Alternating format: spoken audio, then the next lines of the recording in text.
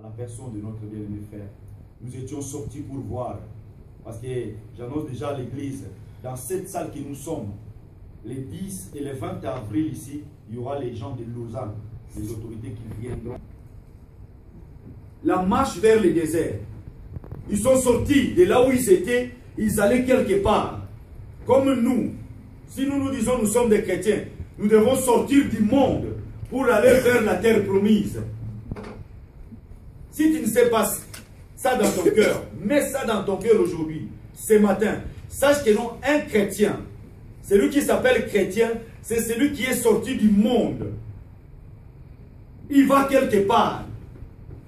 Il va vers la terre promise.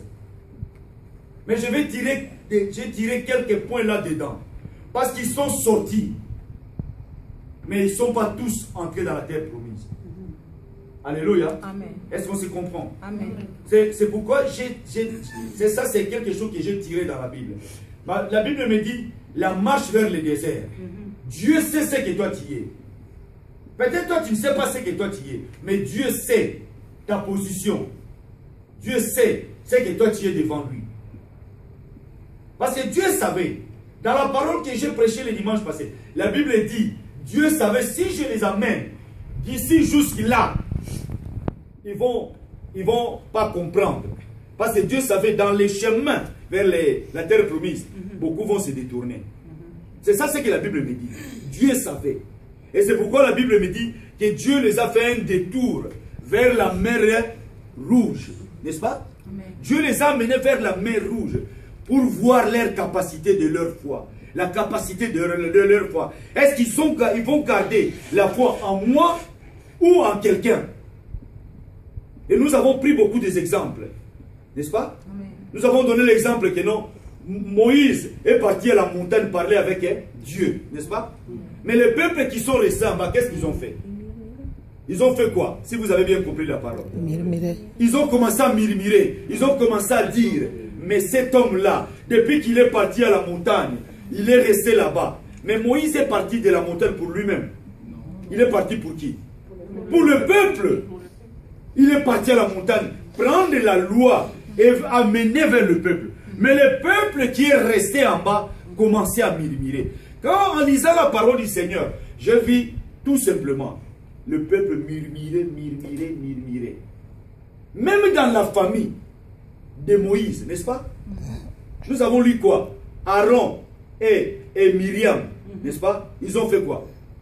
Si vous avez bien compris, si vous lisez la parole, les gens de même famille, mais Dieu utilise Moïse, mais même sa soeur et son frère commencent à faire quoi? À murmurer. Il dit, mais comment? Lui, il croit que non, lui, Dieu parle seulement à lui-même. Mais dans leur murmure, Dieu a vu. Alléluia. Tout ce qui se passe là, Dieu voit. Peut-être même dans tes combats, Dieu voit ça. Parce que quand il murmurait, Moïse ne savait pas. Mais Dieu a vu. Et Dieu a dit, venez. Il a appelé les deux, venez devant. Il dit, vous voyez cet homme, moi je lui parle de bouche à l'oreille. Lui il parle, moi j'écoute. Et moi je parle, lui écoute.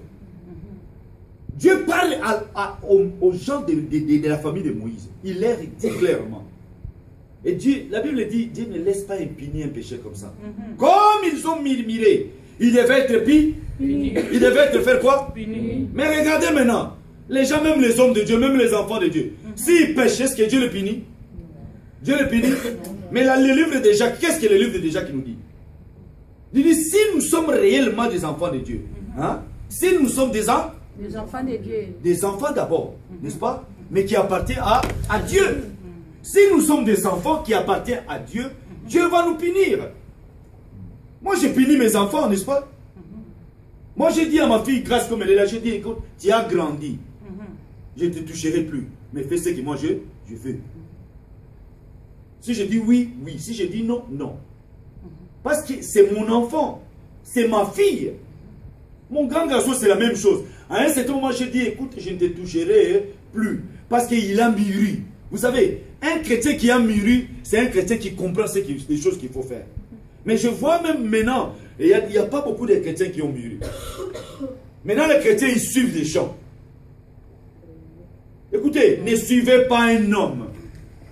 Dans cette parole que nous avons lue, pourquoi j'ai pris ça? Parce que je vais vous expliquer dans l'Ancien Testament, et puis je le prends dans le Nouveau Testament. Ça, c'est le langage de Paul. Il dit, je traite durement mon corps. Je traite durement mon corps. Après avoir exercé beaucoup, Dieu l'a utilisé puissamment. Hein?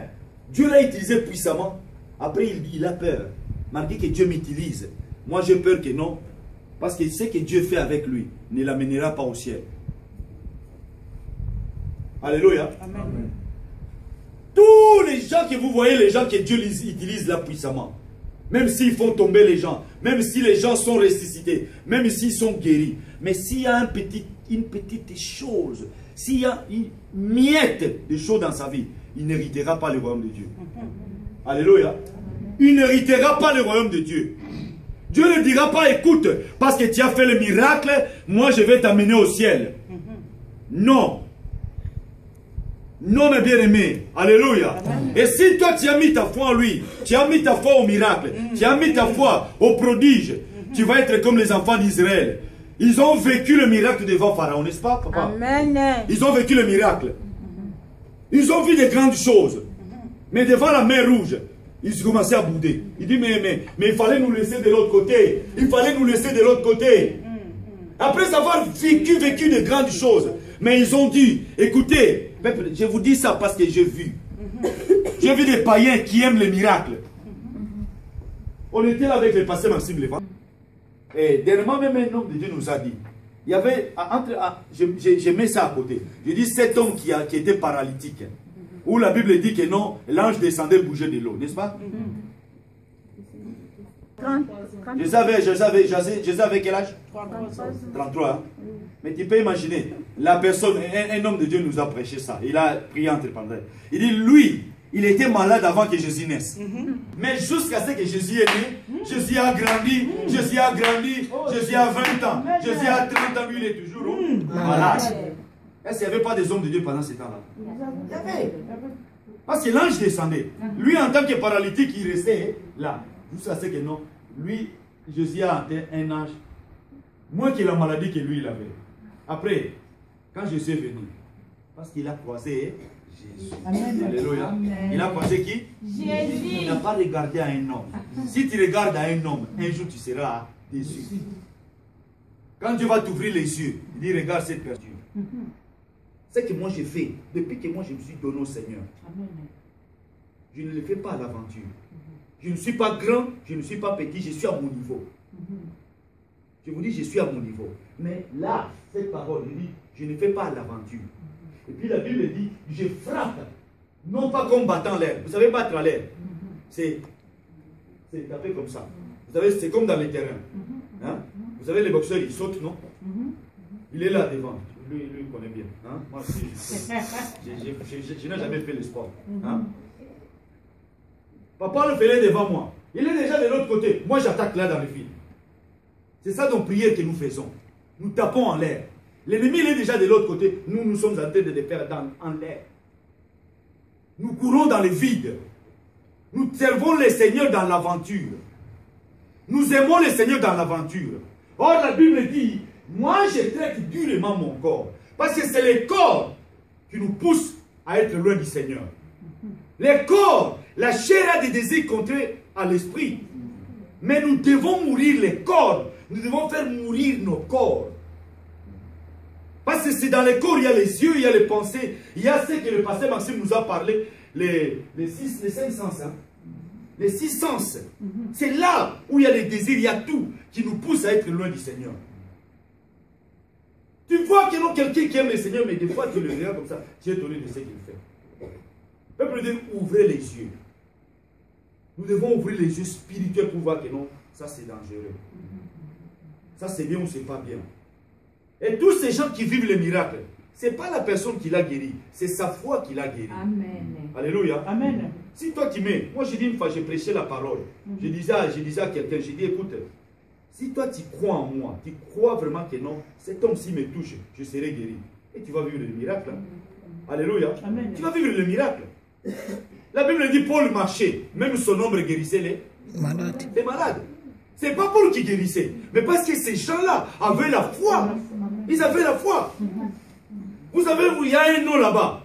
Moi, je peux me faire un nom. Hein. J'étais là, j'étais assis avec lui. Je peux me faire un nom. Il y a des gens qui se font un nom à cause des miracles.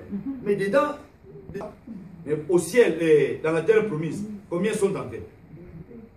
Si vous lisez dans la parole, c'est moi, j'ai lu ça. Après avoir prêché le dimanche là, pas ce dimanche passé. Après, j'ai vu que Dieu a dit tout le monde, tous ceux qui sont sortis de l'Égypte, ils ne sont pas entrés dans la terre promise. Ces jours-là, devant les seigneurs, il y aura la confusion. Amen. Il y aura la confusion même au milieu de nous. Même dans des grandes assemblées que vous voyez là. Ça va être catastrophique. Il y a des gens qui vont se retrouver dans la porte. Le Seigneur dit que je ne te connais pas ma soeur. Je ne te connais pas mon frère. Mieux vaut que le Seigneur te dise, ici sur la terre, quand tu es vivant, que quand tu es mort. Aime le Seigneur quand tu es vivant, ma soeur. Paul a compris. Paul a compris. Paul a dit, moi je traite durement mon corps. Je ne veux pas qu'après avoir moi, Silva, prêcher à l'église, prêcher en Afrique, prêcher en Angola, aller prêcher à Londres, j'ai prêché en France, hein? Je prêche en Suisse, j'ai prêché à Zurich, j'ai beaucoup d'enfants. Mais après avoir prêché à tous ces gens-là, mais moi je me retrouve là, Dieu me dit, je ne te connais pas. Et puis je peux me dire, mais j'ai fait des miracles, n'est-ce pas? Je peux donner des raisons. C'est moi quand j'étais sur la terre, j'ai fait des miracles. Mais la Bible me dit quoi? Le Seigneur va dire quoi? Je ne t'ai jamais connu. Il y a beaucoup de gens que Dieu ne les connaît pas. Mais ils ont ces manteaux-là de serviteurs de Dieu. Ils ont ces manteaux-là d'être un enfant de Dieu. Ne sois pas un enfant de Dieu parce que tu vas à l'église. Mais sois un enfant de Dieu parce que tu as donné ta vie à Jésus. Amen. Parce que tu sais que non, moi j'ai fait ce que la Bible me dit. J'ai donné ma vie à Jésus.